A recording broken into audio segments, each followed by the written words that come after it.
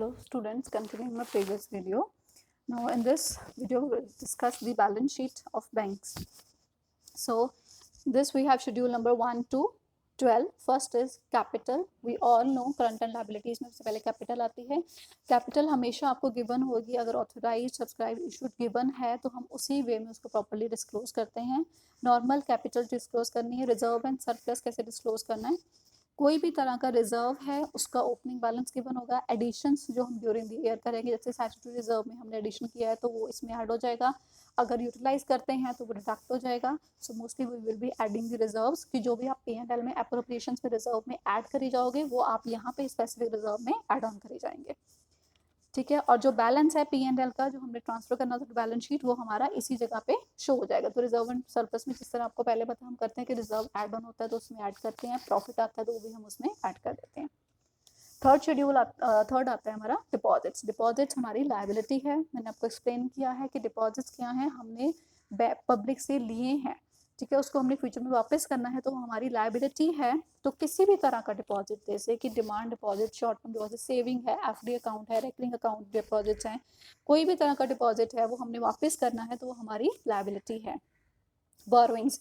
अब हम डिपॉजिट्स के अलावा क्या करते हैं, आपस में बैंक से, RBI से, किसी से हम बोरो कर लेते हैं अगर हमें रिक्वायर्ड होता है. किसी भी तरह की बोरोइंग की है वो भी हमने पे बैक करनी है, वो भी हमारी लायबिलिटी होती है.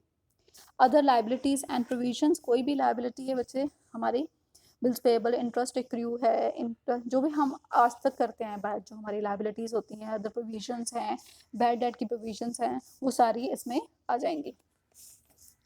देन एसेट साइड पे क्या आएगा, cash and balance with RBI. Cash, जो हमारे पास कैश पड़ा है, जो बैलेंस विद RBI पड़ा है, वो दोनों शेड्यूल नंबर हम 6 में मेंशन करेंगे. कौन सा करेंगे, जो हमारे पास कैश इन हैंड है और जो बैलेंस विद RBI है. Balance with bank and money at call and short notice. जो अब RBI को छोड़ के किसी और बैंक में हमारा अमाउंट पड़ी है तो वो हमारा 7 शेड्यूल में शो होगा, balance with other banks. Then investments क्या है कि बैंक जो डिपॉजिट्स अपने पास रखता है वो अपने पास नहीं रखता है सिर्फ, वो उसको साथ के साथ इन्वेस्ट करता रहता है, किसी सिक्योरिटीज़ में, गवर्नमेंट के पास कहीं भी इन्वेस्ट करता है. तो वो सारी इन्वेस्टमेंट्स होती हैं, वो शेड्यूल नंबर 8 में आती हैं. एडवांसेस क्या है कि जो भी हमने लोन दिया है, जो मैंने शुरू में बात की थी कि डिपॉजिट्स लेके वो लोन देता है, कोई भी एडवांसेस दे रहे हैं, bill discount, loans, advances in India, outside India, किसी भी तरह का हम किसी को लोन दे रहे हैं, एडवांसेस दे रहे हैं, वो सारा शेड्यूल नंबर 9 में आएगा. Then fixed assets. उसके अलावा जो हमारे फिक्स्ड एसेट्स हैं, अब बैंक के पास फिक्स्ड एसेट्स भी होते हैं, बिल्डिंग, लैंड, जो भी वो यूज़ करता है, प्रेमिसेस है उसका, वो सारा शेड्यूल नंबर 10 में आएगा. अदर एसेट्स की जो अब इन सब का पार्ट नहीं है, वो सारे अदर एसेट्स में आते हैं. That will be part of schedule number 11 की जो इंटरेस्ट एक्रू हमने मिलना है, टैक्स पेड इन एडवांस, ये अदर एसेट्स है. डिडक्टेड एट सोर्स एसेट्स है. जो हमारी स्टेशनरी है वो हमारा एसेट है. जो सिंपल स्टेशनरी होती है वो हमारा एक्सपेंस होता है. स्टॉक ऑफ स्टेशनरी क्या होती है, जो हमारी स्टेशनरी का स्टॉक पड़ा है वो हमारा बैलेंस शीट में एसेट में जाता है. सो वो सारे हमारे शेड्यूल नंबर 11 में आएंगे. ठीक है. अब यहाँ तक का हम टोटल लेंगे. Total of liabilities will be 1 to schedule number 5 और एसेट्स का टोटल है 6 to 11. ठीक है. जो 12th है कंटीजेंट लाइबिलिटीज, वो हमारे इसका टोटलिंग का पार्ट नहीं है. Contingent liabilities and bills for collection हम अलग से शो करेंगे. कंटीजेंट लाइबिलिटीज क्या है, वो पॉइंट्स गिवन है आपको बुक में. ठीक है. वो अपने वही पॉइंट्स पढ़ने हैं. Claims against the bank not acknowledged, liability for party paid for investment, liability, ये जो सारे पॉइंट्स है, गारंटी देगी, सारे हमारे इसमें ये एज इट इज आपको क्वेश्चन में आएंगे. कि जैसे एडवांसेस, एक्सेप्टेंस, एंडोर्समेंट्स गिवन है, वो आपको पता है आपने कंटीजेंट लायबिलिटी में डालना है. Claims against bank not acknowledged, ये गिवन होगा, आपको पता है आपको कंटीजेंट लायबिलिटी में इसको शो करना है. इसके अलावा बच्चे हमारे इंपॉर्टेंट पॉइंट्स हैं जो हमें पढ़ने हैं, जो हमें क्वेश्चन सॉल्व करने में हेल्प करेंगे. इसमें हमारा फर्स्ट पॉइंट है स्टैट्यूटरी रिजर्व. स्टैट्यूटरी रिजर्व क्या है कि जो मैंने आपको बोला था P&L में अप्रोप्रिएशंस में आता है कि हमने 25% ऑफ नेट प्रॉफिट ट्रांसफर करना ही करना है स्टैट्यूटरी रिजर्व में, चाहे क्वेश्चन में बोला है चाहे वो नहीं बोला है. वो P&L अप्रोप्रिएशन में जाएगा और दूसरा वो बैलेंस शीट में रिजर्व एंड सरप्लस में वो ऐड हो जाएगा. Our second important point is cash reserve and statutory liquidity ratio. ठीक है. ये रेशोज क्या हैं, ये हमें हर बैंक को 3% of time and demand liabilities, जो भी उसके डिपॉजिट्स हैं उसका 3% एटलीस्ट उन्होंने मेंटेन करके रखना है, ठीक है, एज कैश रिजर्व। और उसके अलावा 25% टू 40% जो भी मेंशन हुआ क्वेश्चन में वो हमने मेंटेन करना है in the form of cash, gold और अनएंकम्बर्ड अप्रूव्ड सिक्योरिटीज, कोई गवर्नमेंट की सिक्योरिटी, उसमें हमने इसको डालना है। सो ये जो पॉइंट समझिए आपको क्वेश्चन में गिवन होंगे कि आपने कितना मेंटेन करना है, सो उसके अकॉर्डिंग आप मेंटेन करेंगे। देन कम्स, ये आपको इलस्ट्रेशन नंबर 25 में मिल जाएगा ये वाला पॉइंट, ठीक है, capital adequacy ratio and risk adjusted assets. अब क्या है, हमारे जो एसेट्स हैं, एसेट्स क्या है हमारे, वी हैव कैश, ठीक है, वी हैव इन्वेस्टमेंट्स, हमारे इन्वेस्टमेंट्स हैं, हमारे एडवांसेस हैं, हमारे पास बहुत तरह के एसेट्स होते हैं, ठीक है। लेकिन जो एसेट्स हैं उनकी रिसीव करने की हमारी फ्यूचर में कितनी रिस्क है, कितना, उसको अगर हम वे करके उसको मल्टीप्लाई करके शो करते हैं तो उसको हम कहते हैं रिस्क एडजस्टेड एसेट्स, ठीक है। और कैपिटल एडिक्वेसी रेशो इसके बेसिस पे निकाली जाती है। For the calculation of capital adequacy ratio the asset side of balance sheet of bank is recalculated, हम दोबारा से इसे कैलकुलेट कर दें on the basis of assigned risk adjusted weights. देखो जैसे इन्होंने किया है कि कैश इन हैंड है, अब हमारे पास कैश पड़ा है, उसका कोई रिस्क नहीं है, 0%, उसका कोई रिस्क नहीं है, कैश पड़ा हमारे पास पड़ा है। Balance deposit with other banks, किसी बैंक के पास हमारे डिपॉजिट है 20%, हम उसको वेट देंगे रिस्क का 20%। गवर्नमेंट सिक्योरिटीज में इन्वेस्ट है हम 0%। ऐसे ही कोई अदर इन्वेस्टमेंट्स है जो सिक्योर्ड नहीं है, 100% हम उसको रिस्क मान के चलेंगे कि हम उसको फ्यूचर में रिसीव करेंगे या नहीं करेंगे। Again this table is given in your book, ये आपको ऐसे ही लर्न करना पड़ेगा रिस्क एडजस्टेड वेट्स के लिए। इलस्ट्रेशन नंबर 1 करनी है इसके लिए आपको। उसके बेसिस पे हम निकालते हैं कैपिटल एडिक्वेसी रेशो, क्या है, amount of bank score capital expressed as a percentage of risk weighted assets, की रिस्क वेटेड एसेट्स, रिस्क को लेके हमारे पास कितनी कैपिटल है उस रिस्क को कवर करने के लिए, उसको हम कहते हैं capital adequacy ratio. We are talking about the capital of the bank, कि कितनी कैपिटल है कि जो कि हमारा रिस्क है एसेट्स को लेके जो हमें फ्यूचर में रिसीव होना है वो होगा या नहीं होगा, उसको हम कहते हैं कैपिटल एडिक्वेसी रेशो। तो इसको उन्होंने 2 में डिवाइड किया है, Tier 1 capital, Tier 2 capital. Tier 1 में क्या आता है हमारा, they take share capital, statutory reserve, capital reserve जो कि सिर्फ सेल ऑफ कैपिटल एसेट से आया है, लेस इंटेंजिबल एसेट्स, ये आपको लर्न करना पड़ेगा।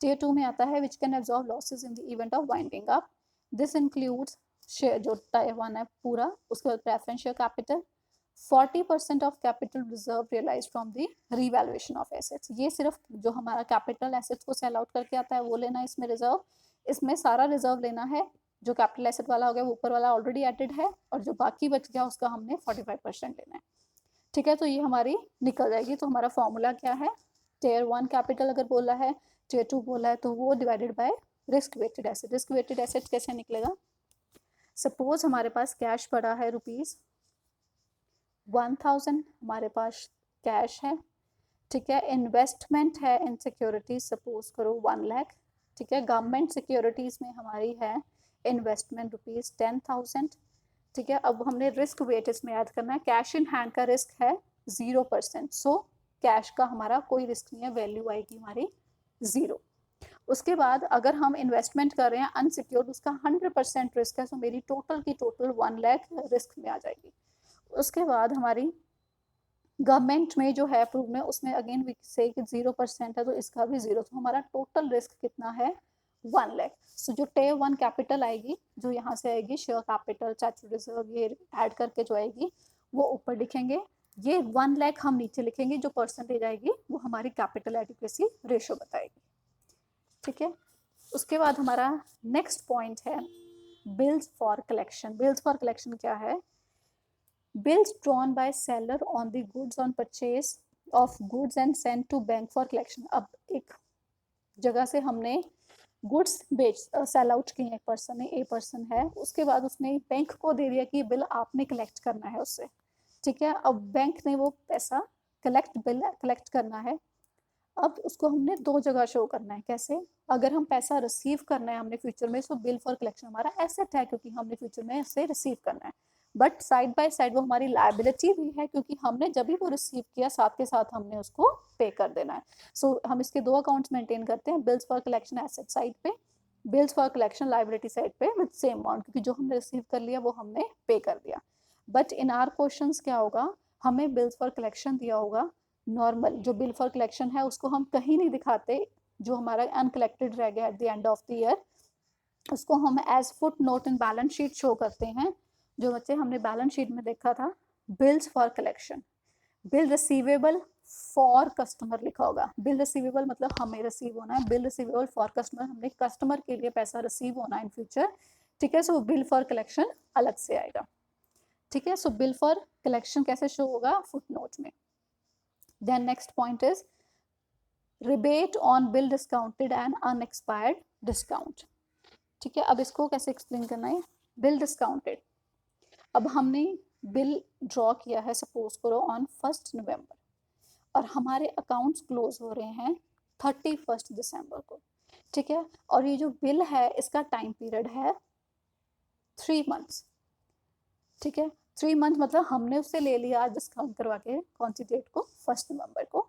3 मंथ्स का बिल है मतलब हमें 3 मंथ्स के बाद इस पे पैसा रिसीव होगा, ठीक है। और उसके साथ हमेशा हम 3 ग्रेस डेज देते हैं। आई डोंट नो आपने पहले पढ़ा या नहीं करा, कोई भी बिल होता है हम उसमें जितना भी टाइम पीरियड होता है 3 ग्रेस डेज ऐड करते हैं, ठीक है। सो 1 नवंबर से लेकर 1 दिसंबर, जनवरी एंड फेब्रवरी, जो 4 फरवरी इज द डेट हमें जब वो बिल जो है वो रिसीव होना है, ठीक है। बिल रिसीव होना है 4 फरवरी, लेकिन हम अकाउंट्स को अब क्लोज हो रहे हैं 31 दिसंबर को। अब इस बिल को जब हमने लिया है, हमने क्यों लिया है, हमने इसको डिस्काउंट करवाने के लिए लिया। सो जो भी इस पे इंटरेस्ट जो भी मिलेगा हमें पैसा, वो हम कहते हैं अनएक्सपायर्ड डिस्काउंट, ठीक है। देखो, there is interest received in advance for the bills to be matured next year, bill कब मैच्योर होगा हमारा, नेक्स्ट ईयर में, लेकिन वो हमें पहले इनकम हो जाती है। Therefore, the unexpired discount is to be deducted from the interest and discount in the profit and loss. जो profit and loss का हमारा शेड्यूल है, interest earned या फिर डिस्काउंट ऑन बिल्स अर्न, ठीक है, वो हमें रिसीव तो हमने शो कर दिया कि हमें हो गया, क्योंकि 1 नवंबर को जब हमें बिल दिया तो हमें पता है वो हमें 4 फेब को पैसा मिल जाना है, बट वो 4 फेब को मिलेगा, अभी नहीं मिलेगा। सो 31 को जब हमने अकाउंट्स बनाने हैं तो जो हमारा जनवरी एंड फरवरी के टाइम पीरियड का जो डिस्काउंट है बच्चे, उसको हम कहते हैं अनएक्सपायर्ड डिस्काउंट। सपोज करो, और ये मोस्टली बच्चे आप डेज में कैलकुलेट करेंगे, नॉट इन मंथ्स। सपोज करो हमारा इंटरेस्ट है ₹1000, सो ये 1000 हमारा है पर डे के लिए, हमने किस मंथ अनएक्सपायर्ड का कैलकुलेट करना है। बिल बना 1 नवंबर को, ड्यू डेट है 4 फेब, सो हमारा टाइम पीरियड, कौन सा टाइम पीरियड, अनएक्सपायर्ड, कि जो मेरा during this financial year fall नहीं कर रहा है, वो कितना है, जनवरी का पूरा मंथ 31 डेज प्लस फरवरी के 4 डेज, तो ये मेरे बन गया 35 डेज। सो कैसे कैलकुलेट होगा, अमाउंट कितनी है, सॉरी अगर हम इसको लेते हैं 5% पे था, 1000 into 5% into 35 divided by 365, 1000 is the amount of bill, this is the discount rate of bill जो हमने रिसीव करना है, this is the total days in a year and this 35 year is the unexpired period. क्योंकि मेरे accounts 31 दिसंबर को close हो रहे हैं, उसके बाद का जो डिस्काउंट बनता है वो मुझे पहले रिसीव नहीं करना है, वो बाद में रिसीव करना है। सो मैं अनएक्सपायर्ड उसको लिखूंगी। सो उसकी एंट्री क्या होगी, discount to unexpired discount being provision created for unexpired discount at the end of the year। उसके बाद नेक्स्ट ईयर जब मैं उसको लूंगी 1 जनवरी को जब नए अकाउंट शुरू होंगे, rebate on bill discounted to discount की जो हमारा पिछला अनएक्सपायर्ड था वो नेक्स्ट ईयर तो इनकम का पार्ट है, तो नेक्स्ट ईयर हमने उसको ले लेना है। इसके लिए बच्चे question number 11th and 12th करना है, दीज आर इम्पोर्टेंट क्वेश्चन। मैं दोबारा बता रही हूँ क्वेश्चन में क्या है हमारे मेन पॉइंट। एक तो हमें डेट दी होगी, डेट ऑफ बिल, कि जब बिल बन रहा है, बिल कब बन रहा है 1 नवंबर को। उसके बाद दिया होगा उन्होंने अमाउंट कितनी है बिल की, सपोज करो हम ले रहे हैं अमाउंट 1000। उसके बाद उन्होंने दिया होगा रेट कितना है, 5% सपोज गिवन है, ये क्वेश्चन में आपको ये चीज़ें गिवन है। फिर उन्होंने दिया होगा टाइम पीरियड ऑफ बिल, ये भी आपको क्वेश्चन में गिवन होगा, सपोज करो उन्होंने 3 मंथ्स दिया होगा, ये चीज़ें आपको क्वेश्चन में गिवन है। इस बेसिस पे हमने क्या कैलकुलेट करना है, हमने कैलकुलेट करना है सबसे पहले ड्यू डेट। ड्यू डेट क्या है? 1 नवंबर से हम 3 मंथ्स ऐड करेंगे, 1 दिसंबर, 1 जनवरी, 1 फरवरी, 3 months, 3 months plus 3 days, 3 grace days, तो ये हमारा बनता है 4 फेब। अब इसके बाद हम इस बेसिस पे क्या कैलकुलेट करेंगे? Unexpired discount, sorry unexpired period. Unexpired period क्या है? Period following after the closing date of accounts. अगर मेरे अकाउंट्स कब क्लोज हो रहे हैं 31 दिसंबर को, तो 4 फेब मेरे उस पीरियड में फॉल नहीं करता है। लेकिन अगर सेम क्वेश्चन सपोज करो हमें 31 मार्च अकाउंट्स क्लोज हो रहे हैं उसमें गिवन होता है, तो हमारा अनएक्सपायर्ड पीरियड नहीं होता, बिकॉज 4 फेब 31 मार्च से पहले आ जाती है। लेकिन ये 31 दिसंबर के बाद आती है, तो ये अनएक्सपायर्ड पीरियड। तो अनएक्सपायर्ड पीरियड कितना हुआ? 1 दिसंबर, 31 दिसंबर तक हमारा पीरियड के अंदर आता है। उसके बाद कितना आता है? जनवरी का time 31 days, 4 days of February 35 days. ठीक है, कैलकुलेट कैसे करते हैं हम इसे?